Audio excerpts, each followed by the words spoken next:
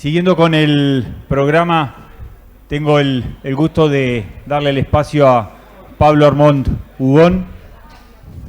Pablo trabajó mucho tiempo relacionado a lo que son fondos de inversión, inversiones forestales, el ámbito de los negocios forestales a nivel global. Trajo también gentilmente a su socio por si surgen más preguntas, a Martín.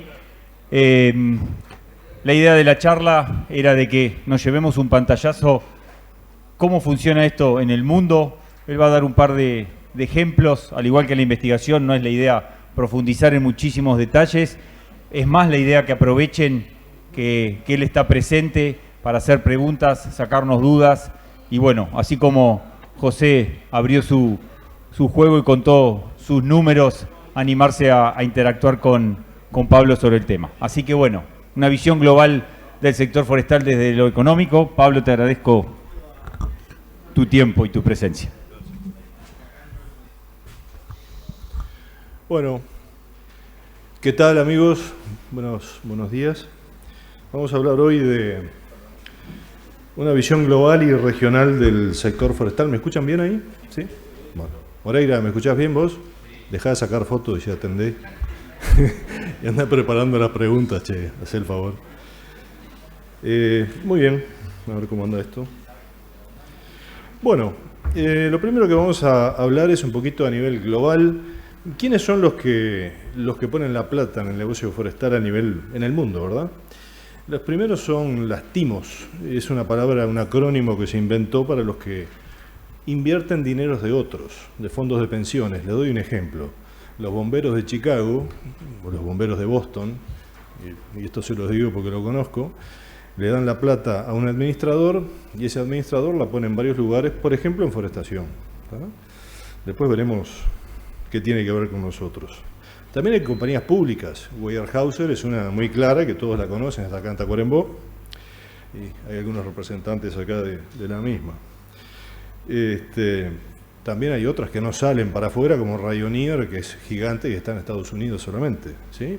Ocupa un nicho muy importante. El origen de los fondos es en general Estados Unidos, que viene a Latinoamérica, que se va a Australia, que se va a Nueva Zelanda, a los lugares de habla inglesa, y ahora empezó a venir a Latinoamérica porque digamos que se quedó sin oportunidades. Algunos fondos de inversión grandes, vamos a irlos viendo. Son, por ejemplo, Hancock, GFP, Campbell Global, algunos de ustedes habrán escuchado sus nombres.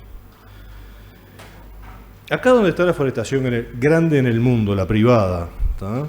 La que a nosotros nos interesa porque tiene que ver con el Uruguay, y vamos a ir llegando a eso. Vamos a pasar de lo global a lo regional y aterrizar un poquito en Uruguay y ver cómo eso tiene que ver con nosotros.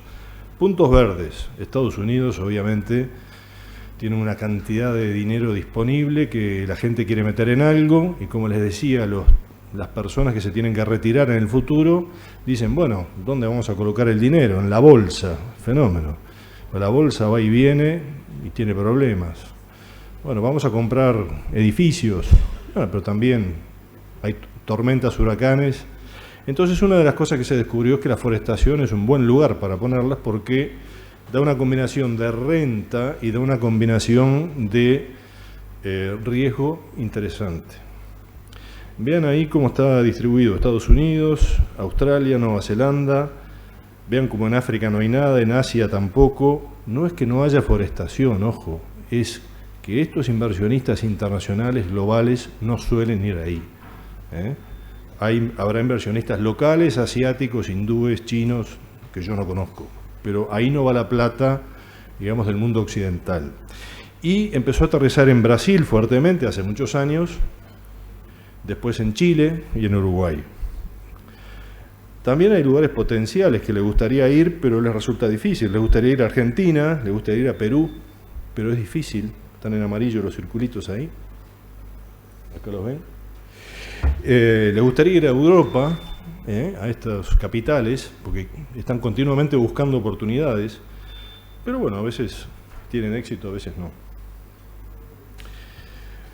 ¿Por qué se invierte globalmente? Ya lo dije, en general es por un tema de seguridad y protección del capital, ¿sí?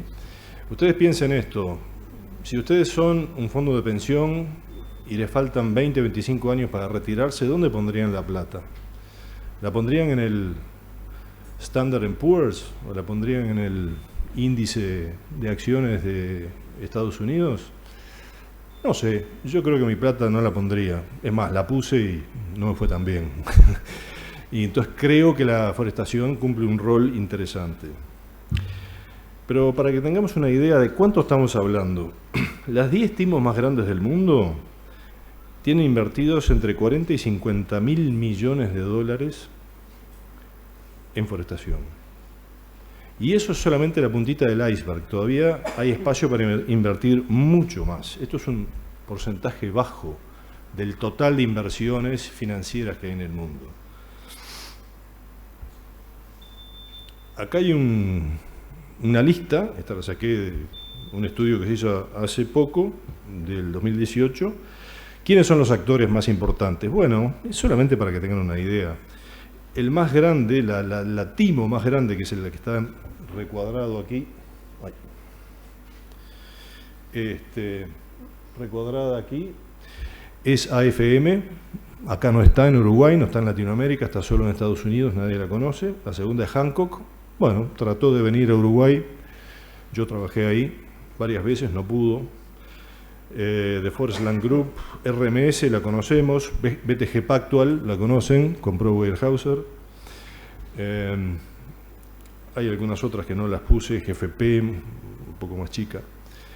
Pero fíjense también que abajo hay tenedores de tierra privados que son enormes, que todavía no salieron al mercado. Entonces, imaginen ustedes si esa gente como, bueno, Weyerhaeuser salió, pero Irving, Rayonier, Sierra Pacific, Green Diamond, si toda esa gente empieza a salir y a querer venir a comprar, por ejemplo, Latinoamérica acá al sur, puede ser un movimiento de mercado enorme, ¿sí?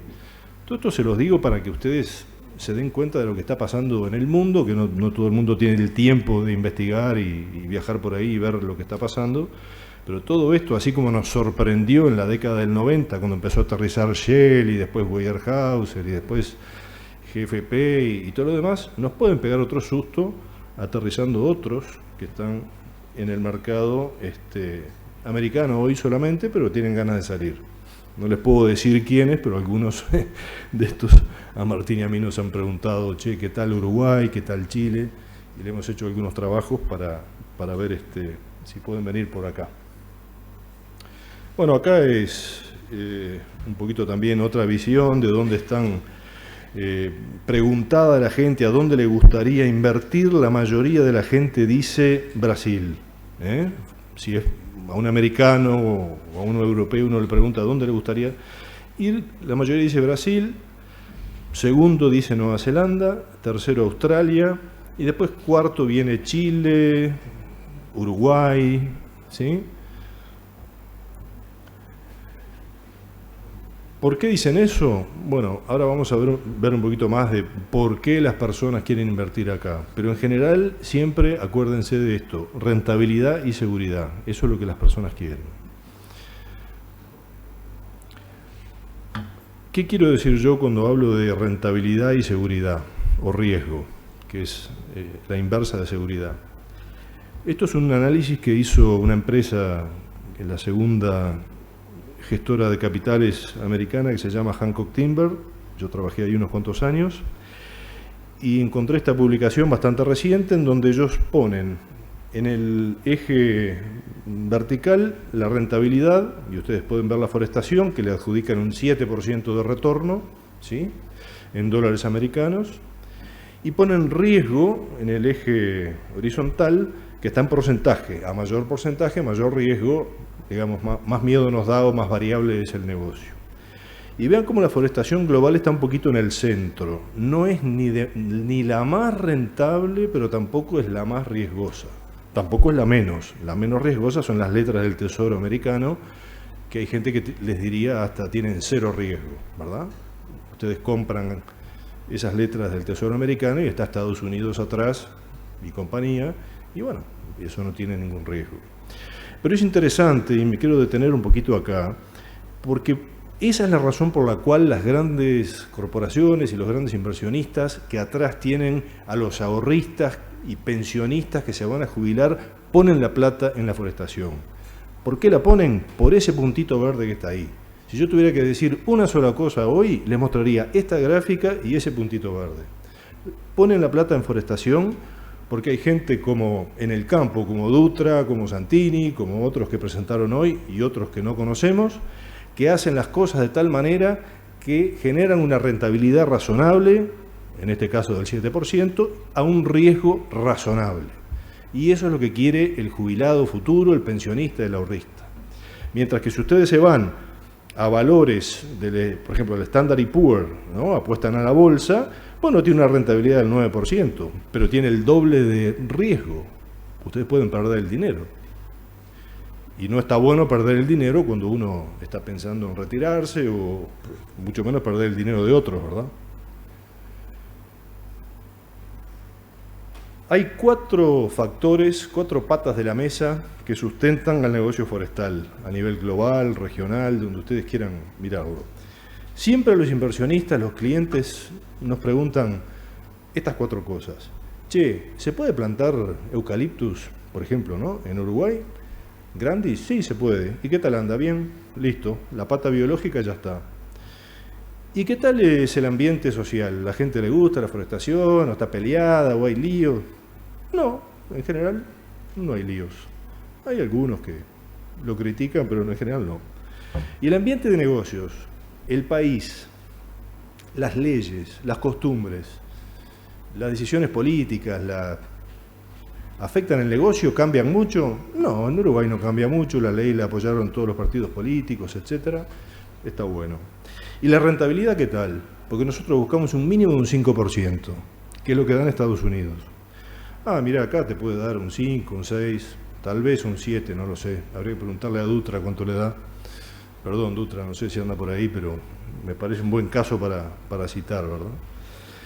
Entonces, estas 4 cosas, si alguna falla, la mesa se cae. Por ejemplo, yo tuve oportunidad, les voy a contar solo una, de analizar en el noreste brasilero una oportunidad de inversión donde había unos eucaliptus espectaculares en Piauí, que tenían 4 años y tenían un crecimiento espectacular. Como me parecía un poco raro que en ese lugar tan seco crecieran también los eucaliptus, llamé a un experto de Australia, le pagamos unos buenos pesos, hizo un estudio comparativo y nos vaticinó que dentro de 2 años se morían. Bueno, decidimos esperar un poco, volvimos a los 2 años, estaban todos muertos, no quedaba ni uno, 0.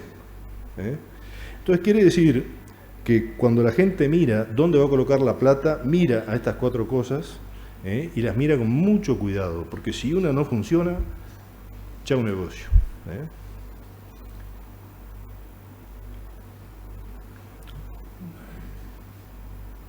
Roberto me pidió que hablara un poquito de Uruguay. Yo me negué al principio porque dije yo no doy consejos. Yo muestro realidades, hago estudios, contesto preguntas de los clientes, pero no doy consejos. Los consejos, las decisiones las toma el inversionista. Pero sí me animo a comentarles a ustedes por qué es atractivo el Uruguay para otras personas para las cuales yo he hecho trabajos o he traído al Uruguay. Y en general se ve que hay una sustentabilidad biológica interesante de las especies que ya son conocidas y plantamos aquí, ¿verdad? Eucaliptus, pino, principalmente eucaliptus. Hay un ambiente socioeconómico, socioambiental educado, es decir, podrá haber gente que no le gusta UPM2, pero en general la oposición es educada, ¿sí? Hay manifestaciones, hay intercambio de opiniones, pero no hay agresiones. Por ejemplo, en Chile, en un momento se temía que los mapuche, que reclamaban tierra para sí, y donde estaban las plantaciones de Arauco y otras compañías grandes, quemaran bosques, y lo hicieron. Ahí no está bueno ir. Por supuesto que después eso se controló, se fue conversando y se terminó el problema. Se llegó a un acuerdo. Pero aquí eso no pasa, por suerte, y es un valor importante que tenemos que mantener. El ambiente de negocios también tiene un buen track record, o sea, la gente que viene a Uruguay no suele decirme, che, cambió todo. Yo llegué en el año 90 y resulta que en el 92 me cambiaron las reglas de juego. Eso está muy bueno. Y ustedes lo saben, pero está bueno destacarlo. Me gusta destacarlo y lo tenemos que preservar.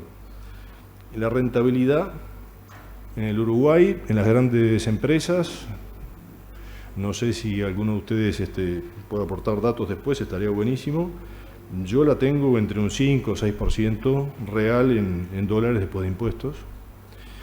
Y creo que es una rentabilidad que es un poco mejor que el sur de Estados Unidos y puede ser atractiva para mucha gente.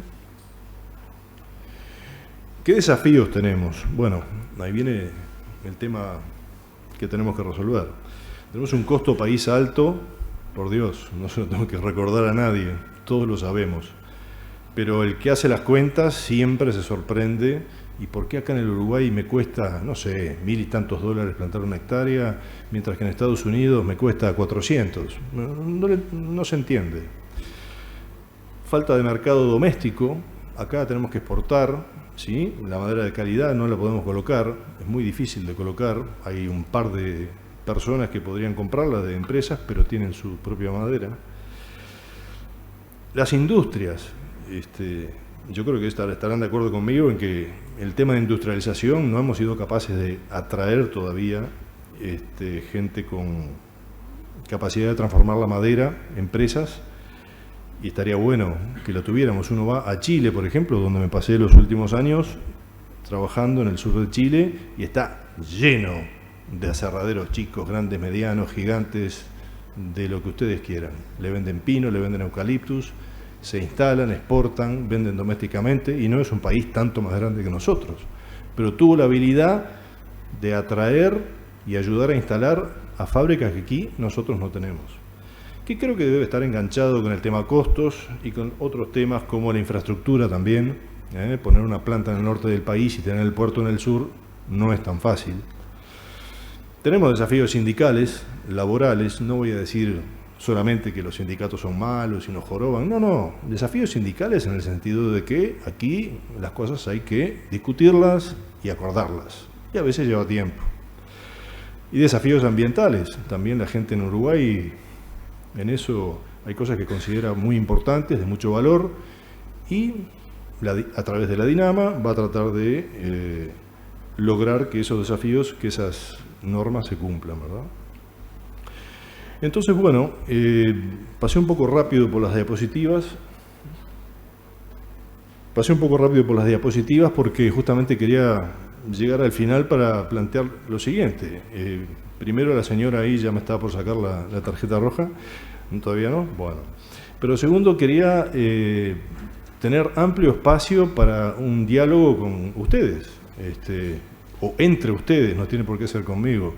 Me gustaría muchísimo que la gente que está aquí y vino a escuchar pueda dar su opinión, pueda preguntar cosas. Yo hice un rápido paneo de lo que es global, a lo que es regional, a lo que es Uruguay, y me encantaría escuchar si alguno de ustedes opina igual, opina distinto, si tiene preguntas, por supuesto.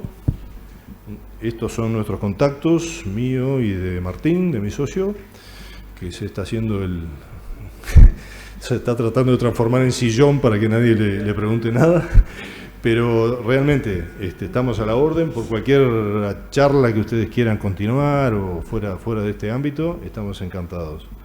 Y bueno, ahora yo ya la dejaría para Roberto para que organice un poco la discusión. Gracias Pablo por el pantallazo general.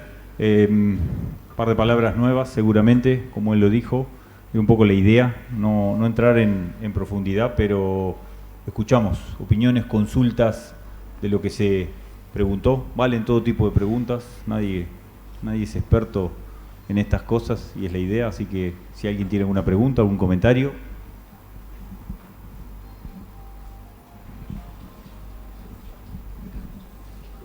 Señor.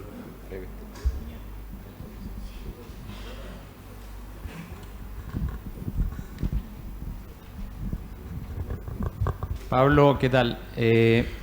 ¿Cómo ves tú esta tendencia que está teniendo Uruguay en lo que tiene que ver con su transformación, digamos, hacia el eucaliptus, donde se está volcando prácticamente, no voy a decir en un 100%, pero se está volcando demasiado la balanza hacia la superficie de eucaliptus plantada en Uruguay con destino de celulosa.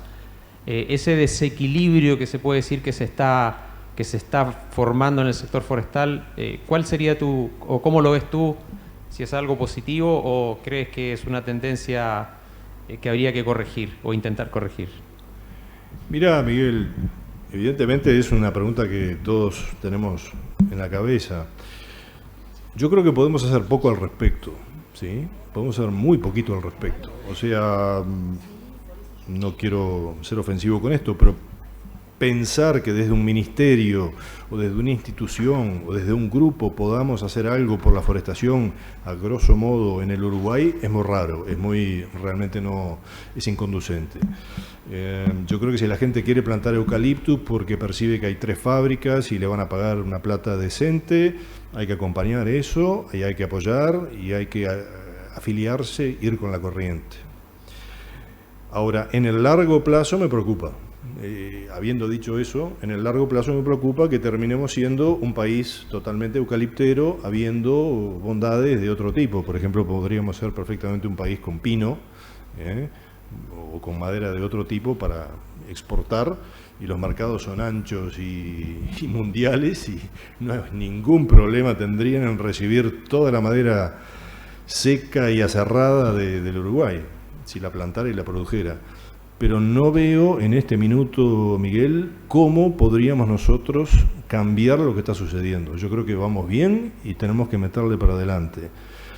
Creo que de a poquito, en esa diapositiva que yo puse, donde están los desafíos, en la medida que vayan cambiando los costos, en la medida que vayan cambiando la infraestructura, que se vayan abaratando las cosas, vendrán otros que plantarán otras cosas y producirán otras cosas.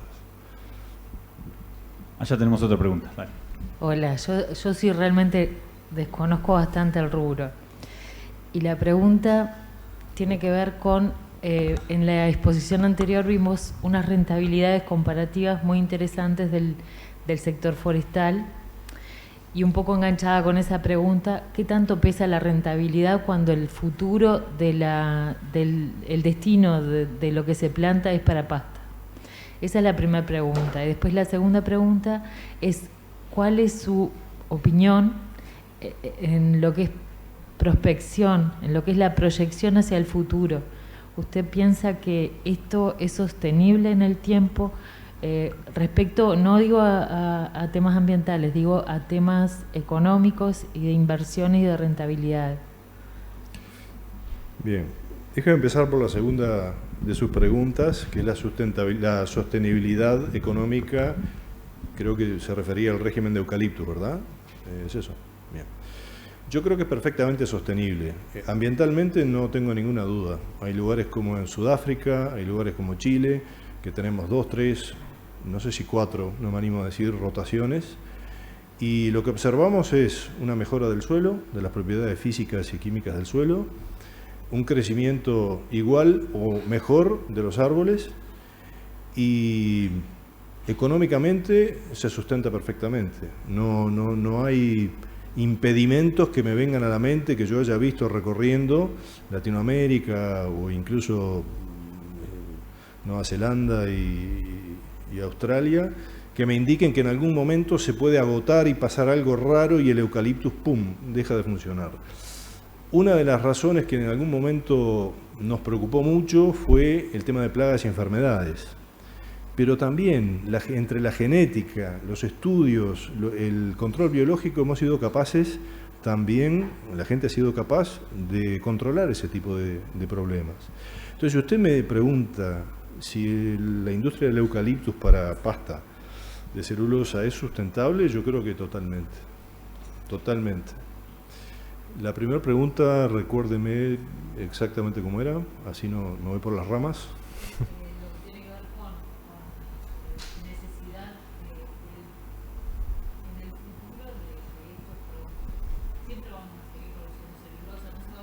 Ah, ok. Sí. Está bien. Mire, usted Sí, sí, claro, claro. No, está perfectamente lícita la pregunta. Mire, no soy adivino. Han pasado cosas raras y en el mundo hemos pasado de usar bueyes a la máquina de vapor y ahora ojalá vehículos eléctricos propulsados por hidrógeno, no sé. Así que todo puede cambiar. Pero en el futuro cercano, mire, la celulosa se usa para todo. Es increíble. Usted hay veces que tal vez use cosas que no sabe que tienen fibras vegetales adentro.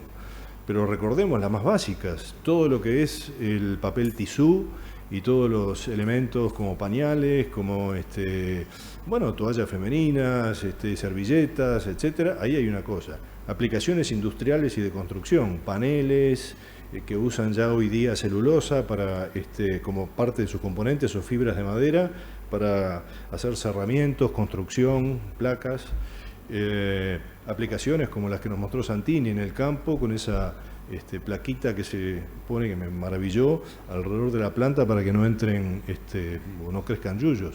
Es decir, hay infinitas aplicaciones. Entonces, si nosotros pensábamos que Internet iba a acabar con los diarios y el papel impreso, nos equivocamos, porque la producción sigue por otro lado.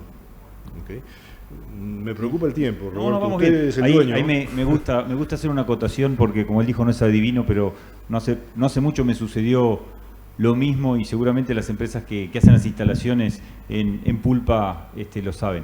Busquen en Internet, se encuentra en Internet, tiene muchísima información.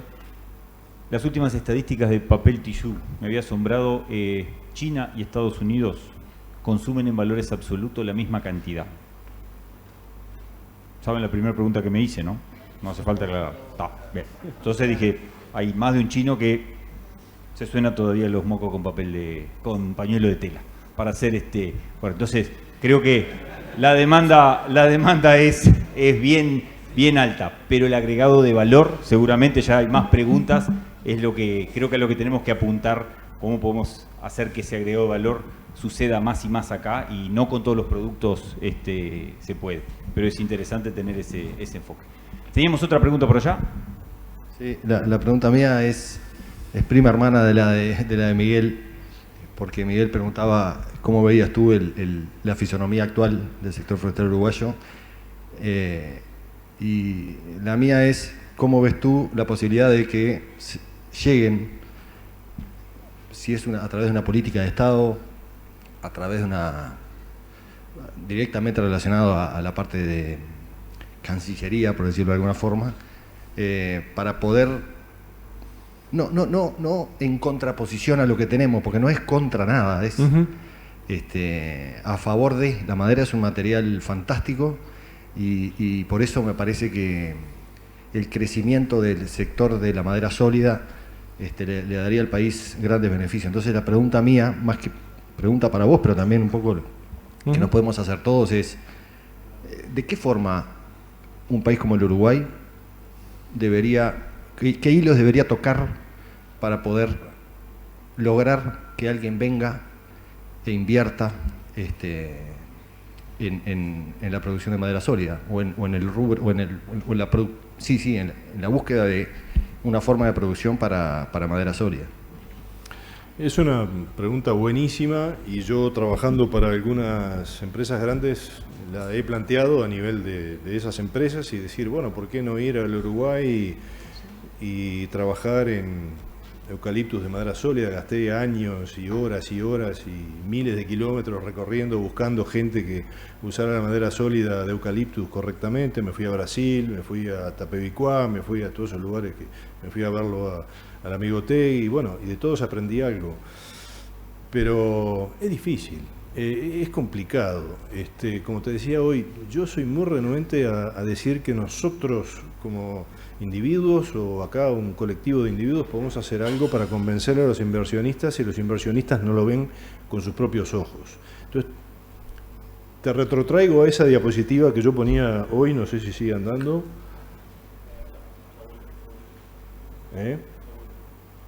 Dale. De las cuatro patas de la mesa. ¿Tá? Vamos acá. Es esto, mirá, es esto. si la gente que viene a invertir y la gente que me llama y con Martín les hacemos trabajos y demás para ver si pueden invertir en Uruguay, encuentran estas 4 patas, se van a entusiasmar. Eso es primera etapa superada, ¿tá? Ya no le tengo miedo al Uruguay.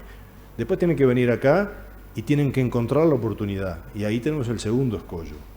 Yo le comentaba a Roberto el otro día y lo voy a decir ahora, porque Roberto me lo ha pedido. Si vos no encontrás 10.000 hectáreas plantadas para un inversionista institucional, no viene. 10.000. No, por 2 o 3 no viene. Viene por 10.000. ¿Tá? Entonces, ¿qué podemos hacer para encontrarle 10.000 hectáreas a los inversionistas para que vengan al Uruguay?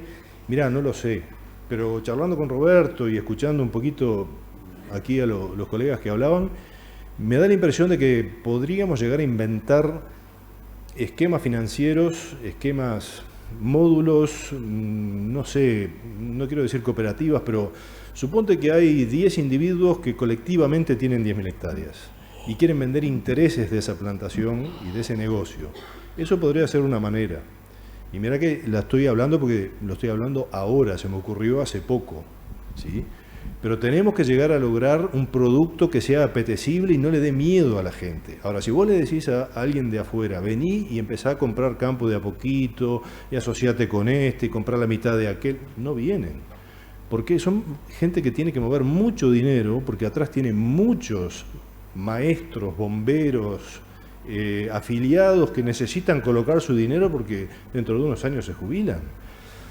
¿Ah? Estados Unidos tiene 300 millones de personas. Menciono ese país porque es el que me queda más cómodo, el que conozco mejor. Y esa gente se tiene que jubilar. Y entonces tienes mucha plata. Y si cada uno pone $200 por mes, te quiero ver para colocar esa plata. Es un problema. Entonces, ¿cómo hacemos para que aterrice acá? Bueno, ojalá que el gobierno que viene y el otro mantengan la estabilidad, número 1. Todas estas cosas. Pero después nosotros, los que estamos acá en el sector forestal, actuando de alguna manera, tenemos que buscar vehículos que todavía no encontramos para tratar de captar a esa gente. Por ejemplo, podría ser una sociedad que venda acciones o intereses o partes y así vehiculizar y captar ese tipo de cosas. Pero mucho más, viste, que no te puedo decir porque hay mucha Bien. tela para cortar todavía. Está Gracias bueno, por la va dejando gente pensando. Tengo una pregunta que llega por el streaming, por WhatsApp. Te preguntan, Pablo, ¿existe pérdida de soberanía con la instalación de estos capitales que hablas? ¿Cuánto más es posible explotar o aprovechar los recursos edáficos, sobre todo en nuestro país? Sí, es una pregunta que me hacen, que los uruguayos nos hacemos, ¿verdad? Me incluyo, nos hacemos. Y siempre encontramos uno de un bando que dice, che, le estamos regalando la tierra a los extranjeros, y hay otros países de la región que han limitado eso, y hay otros que dicen, no, la tierra no se va a ningún lado, la tierra está acá. ¿De qué me están hablando? ¿A dónde se la van a llevar? ¿En camión? Yo creo que son temas que me trascienden, que yo no puedo, digamos, dar recomendaciones, pero yo, por liberal, y tengo que decirlo, por el espíritu liberal y que me ha conducido siempre en los negocios, admito que vengan personas, siempre que cumplan con las reglas y cumplan con las leyes. Entonces, tener un Estado que ponga límites claros y leyes claras, que todo el mundo entienda, uruguayos y extranjeros, es la mejor manera de protegerse, ¿sí? Si nosotros acá tratamos igual al uruguayo que al extranjero, nos estamos protegiendo. ¿Por qué? Por 2 razones. Primero, porque el extranjero dice, voy a ir a un lugar donde soy uno más, no soy diferente. Y el uruguayo va a decir, a mí me dan el mismo changüí que le dan al que viene de afuera. Entonces, ese es el lugar hacia donde ir. ¿Cómo se va, amigos? No tengo idea. Si se va por leyes, si hay que mejorar las leyes, si hay que poner instituciones más fuertes o menos fuertes, no lo sé. Pero sí sé una cosa. Si nosotros actuamos como, por ejemplo, Brasil, que puso una limitación enorme, los extranjeros no pueden tener más del 49% de la tierra, asustamos a una cantidad de gente. Y se lo digo con conocimiento de causa. Yo empecé una inversión en Brasil y a los 2 años la tuve que parar y vender todo lo que había comprado por culpa de esta ley de limitación a la tenencia de tierra por extranjeros. Es una realidad. no es un juicio, yo no estoy juzgando el Estado brasilero, es soberano, puede hacer lo que quiera. Pero a los particulares que venían de afuera a invertir, encontraron una traba, como esa, de una de esas 4 que yo les puse ahí, y no podían entrar. Entonces, para propiciar que la gente venga, tenemos que tener apertura, buena conducta y control. Bien, siguen cayendo preguntas y intereses. Pablo. Pablo, muchas gracias por la presentación, muy clara. Tengo una duda y una pregunta que viene por el lado que te hizo Jorge también hoy. Si bien tenemos las 4 patas de buena aptitud biológica, sostenibilidad social, sostenibilidad de negocio y rentabilidad, no tenemos una limitante importante que es la dificultad para industrializar, para que puedan venir esos grandes capitales al Uruguay. O sea, a pesar de poder llegar a tener esas 4 patas, de alguna forma conseguir dejar disponibles 10.000, 20.000, 30.000 hectáreas para que alguien venga y las tenga disponibles para utilizarlas, para comprarlas. La dificultad en la industrialización, ¿no es una limitante importante? Mirá, se va a ver reflejado en los números, ¿tá? Se va a ver reflejado en los números. ¿Por qué? Cuando yo, por ejemplo, analice, a ver si lo puedo aterrizar y si entendí bien tu pregunta, porque puede ser que no lo haya entendido del todo bien. Si vos plantás pino en el norte, el pino crece fantásticamente bien, vos cuando haces las cuentas tenés que tener en cuenta de que no hay industrias que puedan procesar todo tu pino, ¿tá? Entonces, ¿qué vas a hacer? Cuando hagas el estudio, vas a suponer que vas a cortar los rollizos, los vas a llevar al puerto de Montevideo y los vas a exportar a China, ¿tá? Entonces, ahí ya la rentabilidad te va a bajar un poco porque tenés que incurrir en una serie de costos. Y también vas a tener en cuenta de que va a haber un riesgo de que China pare de comprar, porque los chinos son famosos por eso, ¿no? Digo, hoy compran, mañana no, y además acaba de pasar. Pero no es la primera vez. Pasó con madera, pasó con carne, pasó con, llámale H. Entonces yo creo que eso que tú estás diciendo, que es una característica de la fisiografía económica uruguaya en el sector forestal, se tiene que reflejar en los números. Así como si yo digo, bueno, voy a plantar eucaliptus para pulpa, tengo que tener en cuenta que hay 3 plantas que si bien se pueden poner de acuerdo y ¿no? Charlar un poquito sobre los precios, también sabemos que terminan compitiendo muchas veces porque precisan la madera. Entonces yo creo que tu pregunta está perfecta, está correcta, pero otra vez caigo en el realismo. Vos tenés que tomar, y un inversionista siempre lo va a hacer, la realidad como es hoy, y decir, ¿tengo mercado? ¿No tengo mercado? ¿Este mercado es seguro? ¿No es seguro? ¿Qué precio me da? ¿Qué probabilidad tengo de que ese mercado se caiga? Y ahí, viste, vas a hacer las cuentas, vas a tener tu TIR, vas a tener tu BAN, vas a tener tu flujo de caja y comentarios asociados. Mirá que este mercado se puede caer, mirá que si se cae este mercado después no tenés dónde colocar tu producción, caso del pino. Caso del eucalipto, mirá que si se cae tenés otra planta, por ejemplo. ¿Ah? Entonces yo soy muy pragmático en este tema, no creo que podamos hacer gran cosa de momento ni rápido para alentar industrias. De hecho han venido industrias y han cerrado y se ve que hay algo que todavía no hemos encontrado, ¿viste? Por algo no vienen más. Bien, gracias. Por allá atrás tenemos otra pregunta. Buen día. Un poco quedó contestada mi pregunta ahí con la última intervención ahí de Pablo, pero quería preguntarle, acá en el norte el pino en estos últimos años ha sido un motor muy importante de reactivación económica y estaba siendo muy fluido el mercado y bueno, se interrumpió porque China dejó de comprar y teniendo en cuenta que dijo que no era divino, pero ¿qué perspectivas tiene o qué ha podido escuchar de qué va a pasar, si hay posibilidad de que se reactive ese mercado a corto plazo? Porque realmente era muy importante la influencia de ese mercado. Sí, te agradezco la pregunta y mirá, casi que estoy tentado de dar la vuelta y preguntarte a vos qué te parece, porque vos sabés que no tengo idea.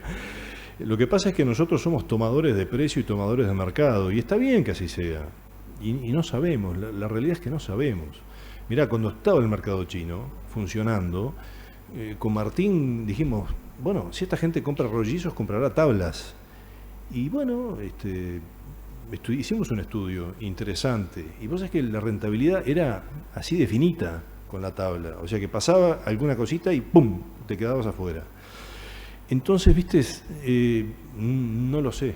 China es algo, primero, del cual personalmente yo conozco poco, y segundo, ha sorprendido al mundo con movimientos a veces medios violentos, como últimamente la guerra con Estados Unidos, etcétera.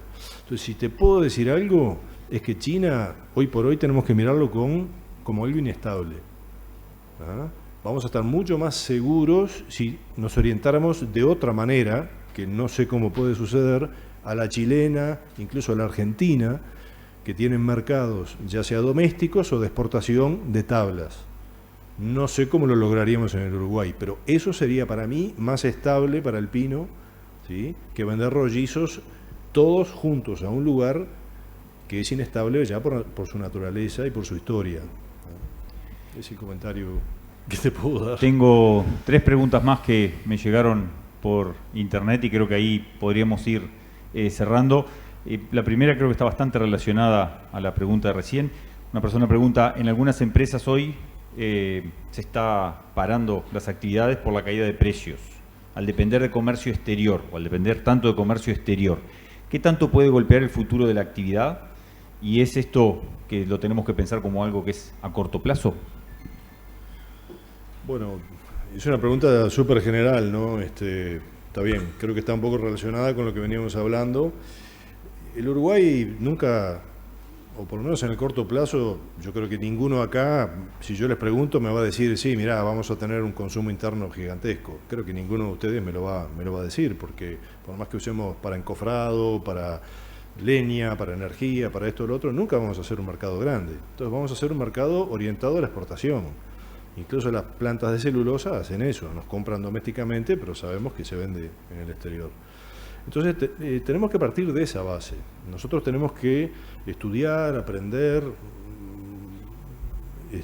viajar si podemos, como han hecho gente, que no quiero mencionar, pero gente con éxito, viajando, ha descubierto mercados, los nichos, los ha conquistado y bueno, y está colocando su producción ahí, calladito y sin hacer aspavientos.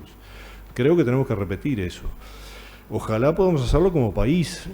Ahora se habla mucho de que los embajadores y todo lo demás, en vez de tomar cócteles, tienen que hacer negocios. Bueno, creo que todo el mundo lo dice, no estoy haciendo propaganda política.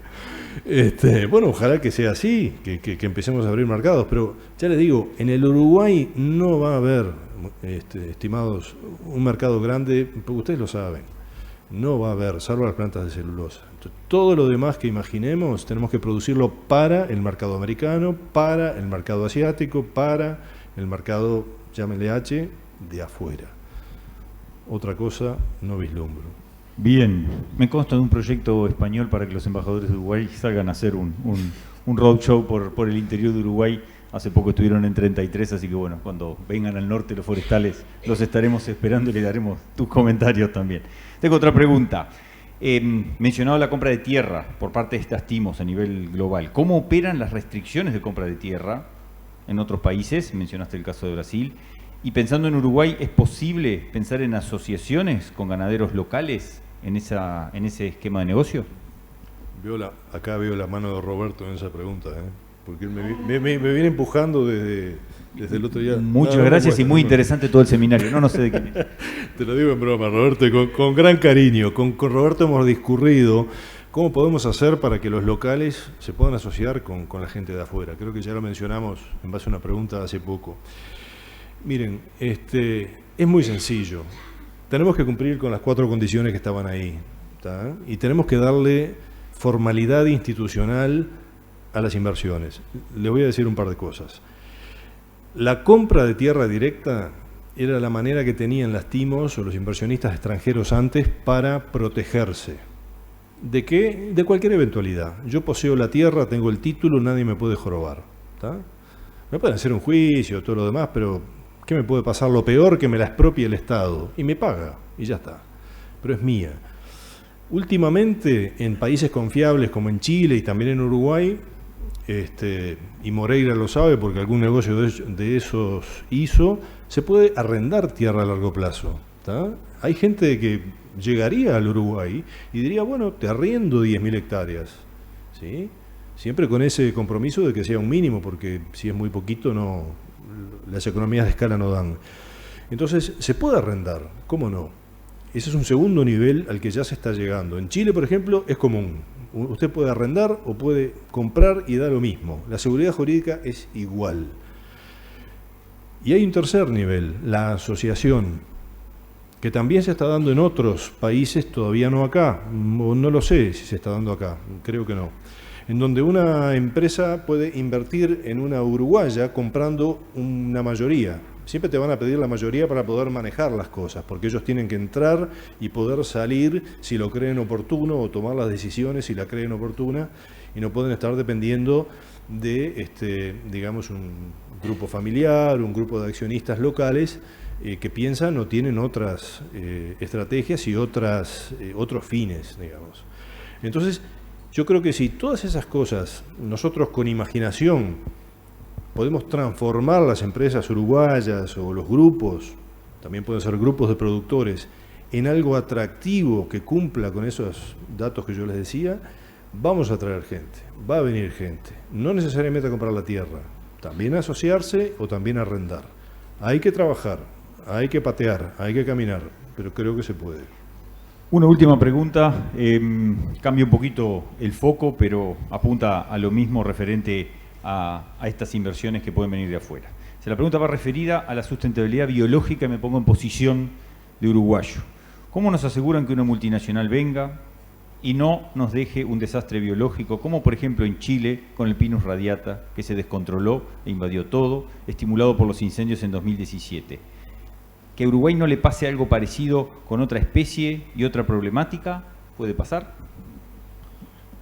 Bueno, hay como 5 preguntas en una, ¿no? Y en realidad, como siempre les digo, no tengo una respuesta total y absoluta de ninguna manera, tengo comentarios. En realidad,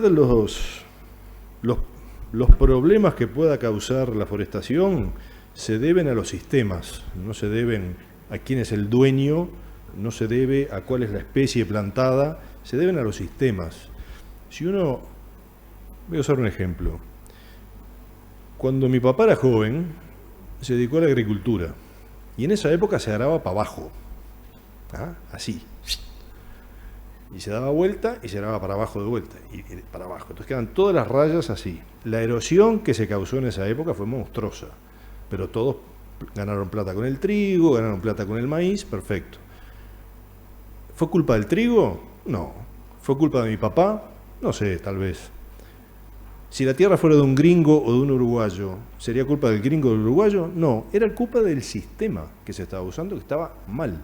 Después vino la rotación con pasturas, vino el cero laboreo, la comprensión de que la erosión era un problemón, las curvas de nivel, y todo eso aumentó la seguridad, impidió la pérdida de suelo. En la forestación es lo mismo. Si nosotros vamos a plantar algo y no vamos a dejar cortafuegos y no vamos a tener un buen sistema de monitoreo de incendios, etcétera, van a suceder cosas como en Chile. Pero ¿saben qué? Chile se recuperó. Fue el peor incendio de la historia, pero se recuperó. Ya está en franca recuperación. Hoy ustedes van a Chile, aparte de los problemas que están pasando, industrialmente están recuperados. Esto pasó en el 2017, ¿no? Hace 2 años, 2 años y medio. Están recuperados y funcionando. ¿Por qué? Porque tienen aviones, helicópteros, cadenas de gente que comunicada todo el tiempo para protegerse de los incendios. Se juntan los extranjeros, los locales, los trabajadores, los empresarios, los camioneros. Todo el mundo está protegiendo algo que les da de comer. Entonces, esa es la manera. El sistema es el que te protege. Entonces, para contestar muy rápidamente, yo creo en los sistemas sólidos, en los sistemas coherentes, en los sistemas racionales y bien pensados.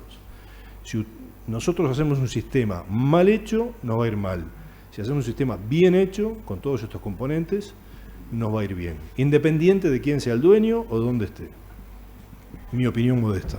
Bien, gracias Pablo, creo que nos llevamos una idea del tamaño y de la fuerza que puede tener algo de afuera como es una inversión, pero también creo que sacamos en limpio que son modelos que a distintas escalas podemos intentar practicar y que bueno, que va más allá de la opinión técnica agropecuaria, creo que aporta a la opinión pública que necesitamos generar, porque luego los que toman decisiones son los que llevan a que ciertas cosas se puedan hacer y no se puedan hacer.